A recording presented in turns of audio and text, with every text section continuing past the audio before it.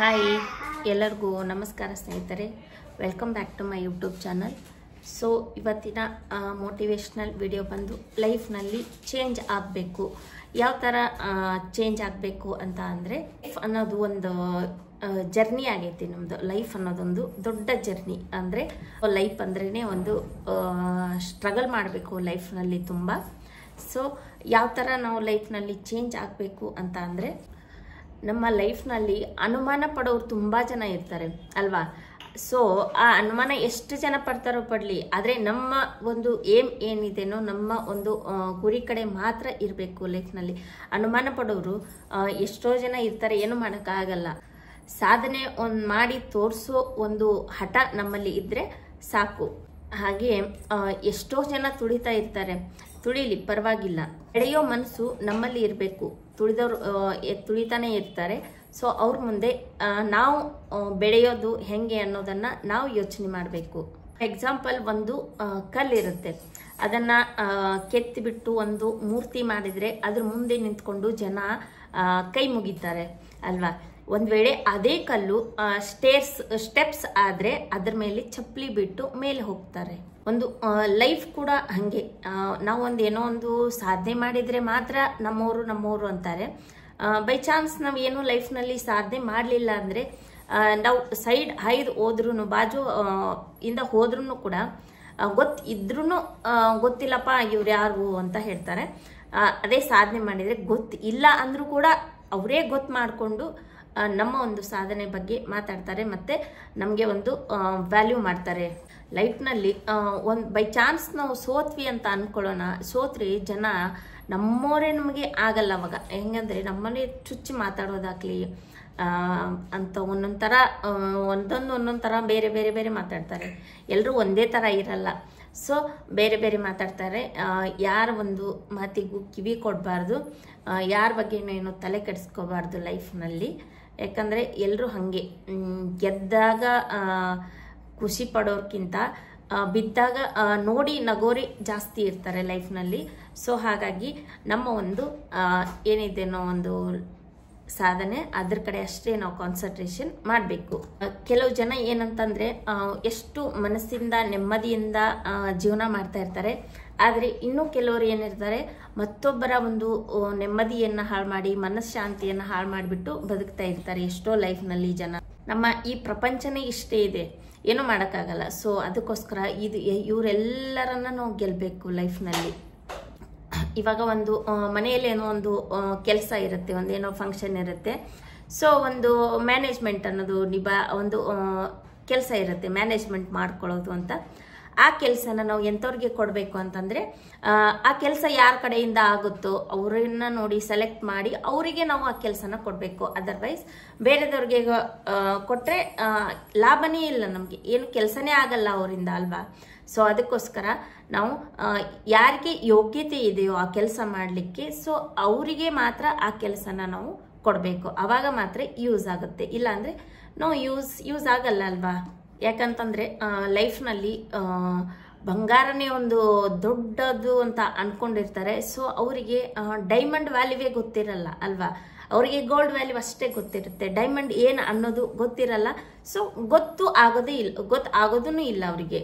ಒಂದು ಸಲ ಸಿಕ್ಕ ಅವಕಾಶನ ನಾವು ಯಾವತ್ತೂ ಕಳ್ಕೊಬಾರ್ದು. ಅಂದರೆ ಇವಾಗ ಹೋಗಿದ್ದ ಸಮಯನ ನಾವು ಮತ್ತೆ ತಗೊಳ್ಳಿಕ್ಕೆ ಆಗಲ್ಲ, ಕಳೆದು ಹೋದ ಸಮಯನ ಮತ್ತೆ ಗಳಿಸ್ಲಿಕ್ಕೆ ಆಗಲ್ಲ. ಅದನ್ನೇ ಒಂದೇ ಯೋಚನೆ ಮಾಡಿಕೊಂಡು ನಮ್ಮ ಟೈಮನ್ನು ನಾವು ವೇಸ್ಟ್ ಮಾಡಬಾರ್ದು. ಈ ಲೈಫ್ನಲ್ಲಿ ನಾಳೆ ಏನಾಗುತ್ತೋ ನಮಗೆ ಗೊತ್ತಿಲ್ಲ, ಬಟ್ ನಾವು ಇವತ್ತಿನ ಬಗ್ಗೆ ಯೋಚನೆ ಮಾಡಬೇಕು.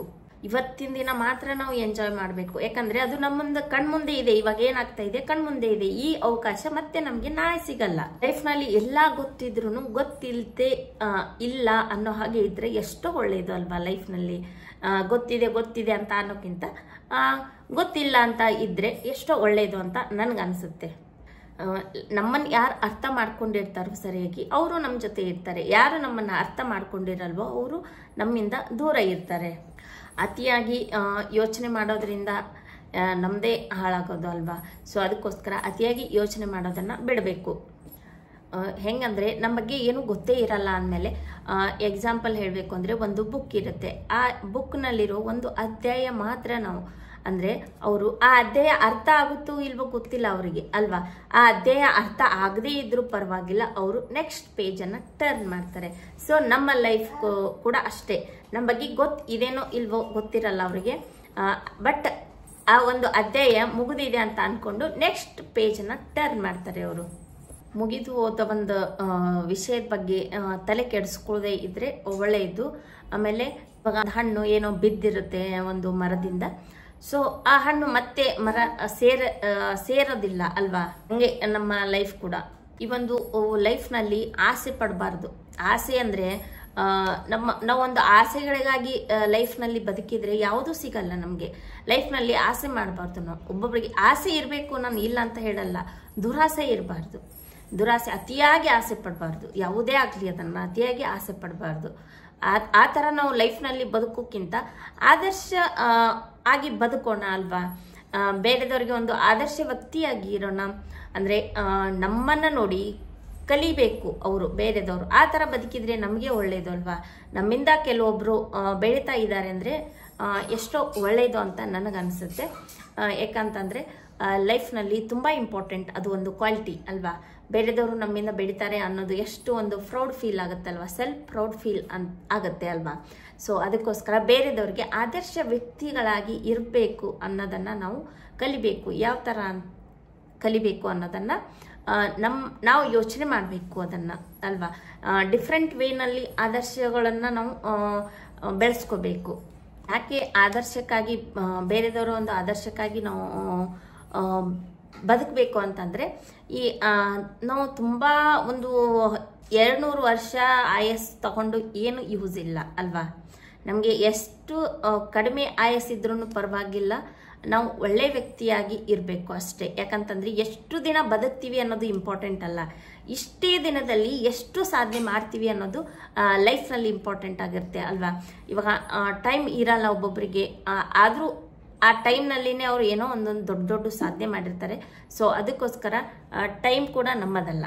ಸೊ ಅದಕ್ಕೆ ನಾವು ಹೆಂಗೆ ಬೆಳಿಬೇಕು ಅನ್ನೋದನ್ನು ಕಲಿಬೇಕು. ನಮ್ಮ ಒಂದು ಒಳ್ಳೆಯ ಆದರ್ಶ ಗುಣಗಳನ್ನು ನಾವು ಬೆಳೆಸ್ಕೋಬೇಕು. ಚೇಂಜ್ ಆಗಿ ಲೈಫ್ನಲ್ಲಿ. ನಿಮಗೆ ಎಷ್ಟು ಅವಮಾನ ಮಾಡಿದಾರೋ, ಎಷ್ಟು ಹಿಂಸೆ ಕೊಟ್ಟಿದ್ದಾರೋ, ಎಷ್ಟು ನಿಮಗೆ ಅವರು ಹೀಯಾಳಿಸಿದಾರೋ ಅವ್ರ ಮುಂದೆನೇ ಬೆಳೆದು ತೋರಿಸಿ ಚೇಂಜ್ ಆಗಿ ಅಲ್ವಾ. ಅವರಿಗೆ ನಾವು ಚೇಂಜ್ ಆಗಲಿ ಅನ್ನೋದು ತಪ್ಪು ಅಲ್ವಾ. ಮೊದಲು ನಾವು ಚೇಂಜ್ ಆಗಬೇಕು. ನಾವು ಇನ್ನೊಬ್ಬರ ಒಂದು ಜೀವನದ ಬಗ್ಗೆ ಇಲ್ಲ ಸಲ್ಲದ ಕತೆಗಳನ್ನು ಕಟ್ಟಬಾರ್ದು. ಅವ್ರ ಬಗ್ಗೆ ನಾವು ಇಲ್ಲ ಸಲ್ಲದ ಕತೆಗಳನ್ನು ಕಟ್ಟಿದೀವಿ ಅಂತಂದರೆ ಬೇರೆದವರು ನಮ್ಮ ಬಗ್ಗೆ ಒಂದು ದೊಡ್ಡ ಹಿಸ್ಟ್ರಿನೇ ಬರಿಬೋದಲ್ವಾ. ಅಂದರೆ ಕರ್ಮ ರಿಟರ್ನ್ಸ್ ಬ್ಯಾಕ್ ಅಂತಾರೆ. ಕರ್ಮ ಅನ್ನೋದು ಹೆಂಗೆ ಅಂದರೆ, ನಾವು ಇವಾಗ ಏನೋ ಒಂದು ಬೇರೆದವ್ರಿಗೆ ಏನೋ ಒಂದು ಮೋಸ ಮಾಡೋಕ್ಕೆ ಹೋಗ್ತೀವಿ, ದೇವ್ರು ನಮಗೆ ಒಂದು ಅದಕ್ಕಿಂತ ಒಂದು ಜಾಸ್ತಿನೇ ಮೋಸ ಮಾಡಿರ್ತಾನೆ ನಮಗೆ. ನಾವು ಅವ್ರಿಗೆ ಏನೋ ಮಾಡೋಕ್ಕೆ ಹೋಗಿ ಅದು ನಮಗೆ ರಿಟರ್ನ್ ಆಗಿರುತ್ತೆ. ಸೊ ಆ ಥರ ಲೈಫ್ನಲ್ಲಿ ಯಾರಿಗೂ ಮಾಡಬೇಡಿ. ಲೈಫ್ನಲ್ಲಿ ಅರ್ಥ ಇಲ್ಲದೆ ಇರೋ ಮಾತಿಗೆ ಎಷ್ಟು ಸಮಯ ಕೊಟ್ಟರು ವೇಸ್ಟ್ ಅದು ಅಲ್ವಾ. ಅದೇ ಥರ ನಮ್ಮ ಲೈಫ್ನಲ್ಲಿ ನಾವು ನಮಗೆ ಯಾರು ಅರ್ಥ ಮಾಡ್ಕೊಳ್ಳಲ್ಲ ಅವ್ರ ಜೊತೆ ನಾವು ಎಷ್ಟು ಇದ್ರೂ ವೇಸ್ಟ್. ಅಂದರೆ ಎಷ್ಟು ನಾವು ಅವ್ರ ಜೊತೆ ಟೈಮ್ ಸ್ಪೆಂಡ್ ಮಾಡಿದ್ರೂ ನನಗೆ ವೇಸ್ಟ್ ಅನಿಸುತ್ತೆ. ಇನ್ನು ಕೊನೆಯದಾಗಿ ಹೇಳಬೇಕು ಅಂತ ಅಂದರೆ, ಲೈಫ್ನಲ್ಲಿ ಕಷ್ಟ ಅನ್ನೋದು ನಮಗೆ ತುಂಬ ಅನುಭವಗಳನ್ನು ಕಲಿಸ್ಕೊಡುತ್ತೆ ಅಲ್ವಾ. ಈ ಸುಖ ಅನ್ನೋದು ನಮಗೆ ಎಲ್ಲವನ್ನು ಮರೆಸುತ್ತೆ ಲೈಫ್ನಲ್ಲಿ. ಮತ್ತು ನಮ್ಮ ಒಂದು ನಂಬಿಕೆ ಮತ್ತು ನಮ್ಮ ಆತ್ಮವಿಶ್ವಾಸ ಏನಿದೆನೋ ಆ ಕಾನ್ಫಿಡೆಂಟ್ ಲೆವೆಲ್ಲೇ ನಮ್ಮನ್ನು ಒಂದು ಎತ್ತರಕ್ಕೆ ತಗೊಂಡು ಲೈಫ್ನಲ್ಲಿ ಈ ಥರ ನೀವು ಚೇಂಜ್ ಆಗಿ ಇಷ್ಟು ಹೇಳಿ ಈ ವಿಡಿಯೋನ ಇಲ್ಲಿಗೆ ಎಂಡ್ ಮಾಡ್ತಾ ಇದ್ದೇನೆ. ಸೊ ಮತ್ತೆ ನಾನು ನಿಮಗೆ ನೆಕ್ಸ್ಟ್ ವಿಡಿಯೋದಲ್ಲಿ ನೆಕ್ಸ್ಟ್ ಒಂದು ಒಳ್ಳೆಯ ಕಂಟೆಂಟ್ ಜೊತೆಗೆ ಬರ್ತೇನೆ. ಯಾರೆಲ್ಲ ನನ್ನ ಚಾನಲ್ ಸಬ್ಸ್ಕ್ರೈಬ್ ಮಾಡ್ಕೊಂಡಿಲ್ಲ ಅಂದರೆ ಸಬ್ಸ್ಕ್ರೈಬ್ ಮಾಡ್ಕೊಳ್ಳೋದನ್ನು ದಯವಿಟ್ಟು ಮರಿಬೇಡಿ. ಹಾಗೆ ಒಂದು ಲೈಕ್ ಕೊಡಿ, ಒಂದು ಕಮೆಂಟ್ ಹಾಕೋದನ್ನು ಮರಿಬೇಡಿ. ಬಾಯ್ ಬಾಯ್ ಸ್ನೇಹಿತರೆ.